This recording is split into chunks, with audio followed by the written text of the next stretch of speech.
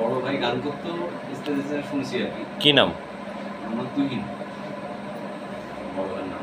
তো আমি এরকম শুনতাম, আমার মাও একটু হারমোনিয়াম বাজে গান করতো। তো আমাদের হারমোনিয়াম ছিল না, আমি একটা প্রোগ্রামে আসছিল, প্রোগ্রাম করার জন্য আমার মা একদিন রাত্রে হারমোনিয়ামে গান করছে। আমি ঘুমাই গেছিলাম, সকালবেলা উঠে শুনি যে মা নাকি হারমোনিয়াম বাজে গান করছে।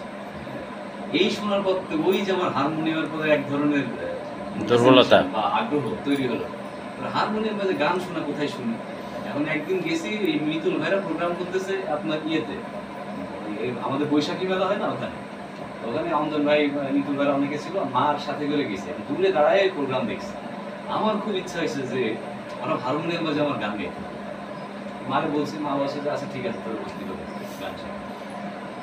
মা আমার রেজা খুশি স্যারের কাছেও গান শিখছে, আমি পরে জানতে পারছি। যাই হোক, তারপর আরেকদিন শুনি কাজল ভাই নামে একজন, কাজল আছে না যে গান করে এখন সার্জন হয়েছে, সে একদিন বইমেলায় গান গাচ্ছে, তখন মডেল স্কুলে বইমেলা হতো, বইমেলাতে গান গাচ্ছে। আমি দূর থেকে মার ওই আঁচল ধরে দাঁড়িয়ে শুনছি, তুমি ওরকম গান করো। তারপর মিতুল ভাই ওখানে ভর্তি হইলাম, হারমোনিয়াম কিনে দিল মা। তারপর ইউনুসাইদুল্লাহর কাছে শিখছি। সমস্তদের কাছে যারা ভালো গান বাজনা করতেন ওই সময় সমসাময়িক সবার কাছেই শিখছি। তারপরে চলে গেলাম ঢাকায় মিউজিক কলেজে, আই মিউজ, বি মিউজ, এই আর। ওখানে টিচার ছিল কারা? ওখানে টিচার ছিল কবির সুমন স্যার, তারপর জহির আলী, আব্দুল আলীমের ছেলে। ও আচ্ছা, আব্দুল আলিমের ছেলে। জহির আলীম ছিল স্যার ছিলেন। তারপরে হচ্ছে কবির সুমন স্যার, কথা তো বললাম। মফিজ স্যার ছিলেন ঢাকা ইউনিভার্সিটি মৌলভীতে। তারপরে ছিল হচ্ছে লাকি স্যারের ওয়াইফ ছিল প্রিন্সিপাল আমাদের সময়, আচ্ছা, শিল্পকলা লাকি স্যার। আর ছিল জীবন স্যার ছিল তবলায়, স্বরূপ স্যার ছিল এখন সায়নাটে বাজায় ছিলেন, হাসান স্যার ছিলেন সায়নাটের টিচার। আমার সঙ্গে যে 20 তারিখে না 18 তারিখে মিটিং ছিল না মন্ত্রণালয়, তথ্য সম্প্রচার মন্ত্রণালয়, আমার সিনেমার মিটিং ছিল একটা, ওখানে উপদেষ্টাও ছিলেন। তো ওখানে হচ্ছে তোমার নূরজাহান আলিম, অথলেন মানে শিল্পী আব্দুল আলিমের মেয়ে। তো ওরা তো অনেকগুলো ভাই বোন, যা মনে হলো ওর কথাবার্তায়। তো উনি নূরজাহান আলিম হচ্ছে একটা অনুদান কমেন্ট দিয়েছিল তার বাবার উপর একটা ডকুমেন্টারি করার জন্যে। তো ও 16 লক্ষ টাকা পেয়েছে, আমিও জাস্ট 16 লক্ষ টাকা ছিল। আমারটা ছিল তো জেলেপাড়ার কাহিনী নিয়ে, জেলেপাড়ার, আর ওরটা ছিল বাবার উপর। তা কাজটি করেছে, আমার কাছেও অসাধারণ ভালো লেগেছে। কিন্তু ওই সময় আব্দুল আলিম যখন গাইতো তখন তো তোমার রেকর্ডিং হতো, কিন্তু ছবি তো ছিল না। তে ডকুমেন্টারি ফিল্ম করতে যেয়ে কিছু মানে কষ্ট যদি বলি এক কথায়, যে তার ছবি নেই, কণ্ঠ শুনতেছি, তার কোনো ছবি নেই, সে কোন ঢঙে কোন ভাবে গাইতেন, হ্যাঁ, তার গড় ভঙ্গিমা এইটা আসলে দেখা গেল না। তবে সর্বশেষ একটা গান রেকর্ডিং বিটিভি করেছে, হ্যাঁ, সেখান থেকে কিছু ভিজুয়াল পাওয়া গেছে এবং আরও কয়েকটা পেলাম আর কি। কিন্তু ওই সময় আব্দুল আলিম খুব মিস করতেন যে তারকে নিয়ে যারা বলেছে আর কি, তারা বলেছে যে সবার শেষে আব্দুল আলিমের গান রেকর্ড হতো। তা আব্দুল আলিম এইটা নিয়ে খুব বিরক্তিবোধ করতেন আর কি, যে সবার পরে কেন আমার গান গাইতে হবে, হ্যাঁ, সরাসরি যেগুলো এই হতো আর কি। তা বলতো যে বস আপনি যদি গান গেয়ে যান পরে আর শিল্পীরা গান গাইতে পারবে না।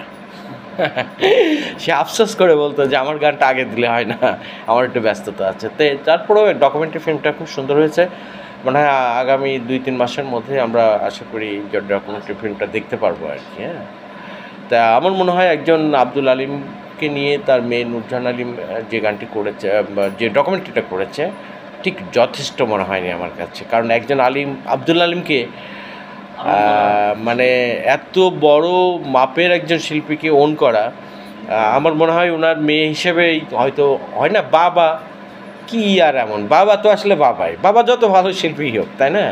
কিন্তু অন্যদের কাছে কিন্তু ওই শিল্পী অনেক বড় একজন গুণী মানুষ হিসেবে সেটা চলে আসতে পারত।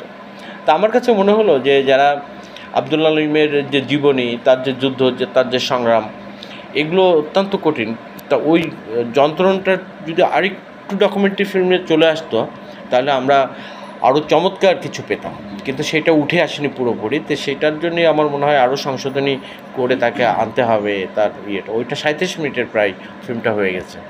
তা আমার কাছে মনে হলো যে যে বাংলাদেশে যারা তরুণ গায়ক, এদের জন্য আমার এতটুকু পরামর্শ, সেটা হচ্ছে যে আব্দুল আলিম আসলে তো একেবারেই ঐশ্বর্গিক একটা ব্যাপার আমার কাছে মনে হয় তার কণ্ঠটা, কিন্তু তার মধ্যে তার যে সাধনাটা সেটাও তো আসলে যুক্ত ছিল। তা না হলে তো ঐশ্বরিকভাবে অনেকের কণ্ঠ আছে কিন্তু শিল্পী তো হয়ে উঠতে পারে না।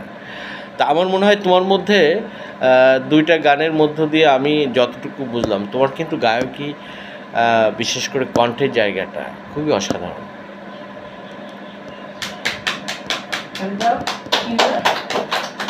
কিন্তু তোমার সাধনাটা কোন পর্যায়ে আছে আমি জানি না।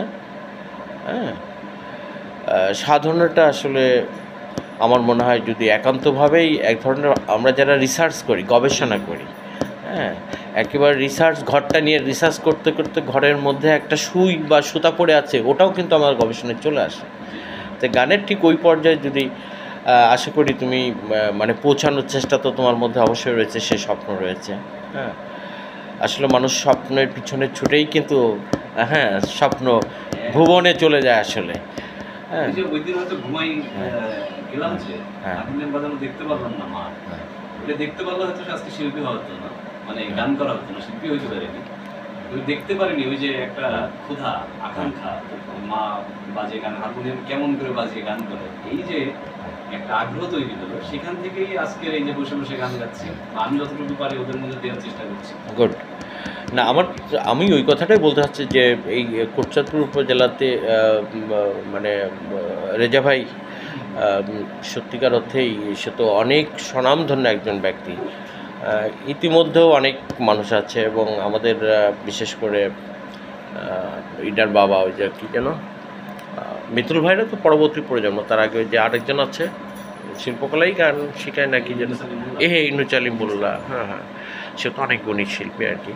তো ঠিক আছে, সবার জন্যে দোয়া রইল, ভালোবাসা রইল। অনেক বড় শিল্পী হিসেবে প্রতিষ্ঠিত আগামীতে আমরা হয়তো পাবো, এবং পরবর্তী যদি কোনো দিন ঢুকি সেদিন হয়তো এর চাইতে আত্মীয় যে পরিবেশ তার চাইতে আরও বেশ সুন্দর একটি গান শুনবো সেদিন। ঠিক আছে, যে রোনারেলা কথা দাও, আমার ডকুমেন্ট থাক, গান শোনাবো তো, কথা দাও। আচ্ছা ঠিক আছে, তাহলে সবাই ভালো থাকো, থ্যাংক ইউ। ঠিক আছে আকাশ।